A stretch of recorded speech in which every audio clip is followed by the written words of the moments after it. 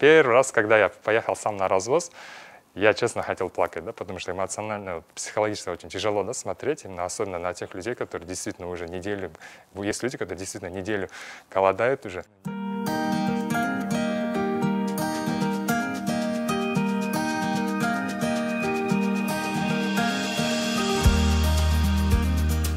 Я увидел то, что ребята помогают, разводят, и я подумал, давайте я тоже буду начинать, тоже буду помогать, потому что у меня, я не мог, да, просто так сидеть и наблюдать, как люди голодают, и, соответственно, написал Урмату и уже обратился, и так и началась вот наша деятельность.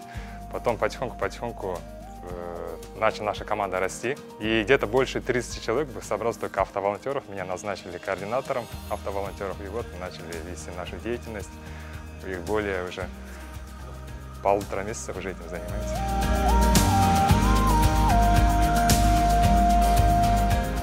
Собирает средства народ. Обычные люди, да, такие же люди, как им. Кто-то 200 сомов, кто-то 500 сомов. Есть бизнесмены, которые там от 100 тысяч сомов тоже, да, именно помогали, вкладывали, да, вот именно в это дело. Вот, и, соответственно, на эти деньги мы покупаем уже продукты. Эти продукты формируются, вот, мы на масляной сырбазе, вот именно крупы, горох, там, мыло, чай, все там закупаем. Там они нам тоже помогают, стараются цены там не накручивать, так как понимают, что это на благое дело все идет, да, и без завышенных цен, да, они нам это, получают, продают. Если люди так не берут, потом уезжаешь за город, они звонят. Алло. Саламатсыз, Әлеже?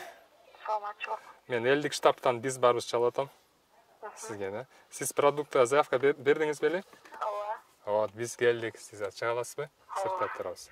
Анан балдарыңызга да детский питание да бар, дачы? Ошону да берип коесуздарчы. Рахмат, Алла разы болсун.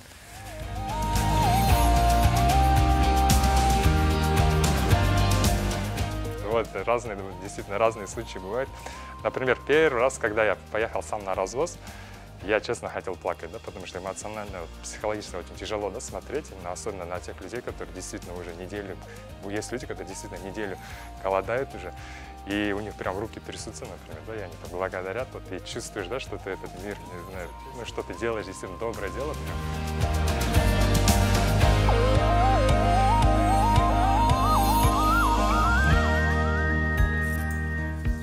И вдохновляют такие истории, когда, вот, например, часто бывает, да, буквально вот недавно тоже было, когда маленькие дети прибегают, например, да, и потом слышим там от их родителей, вот, говорят, вот дяденька там приезжал, помогал, вот я когда вырос, тоже хочу стать таким добрым, тоже хочу помогать. Да. Я вот не знаю, я просто получаю большое удовольствие, когда осознаю то, что можем помочь, можно кому-то помочь, можно стать частичкой, да, добра.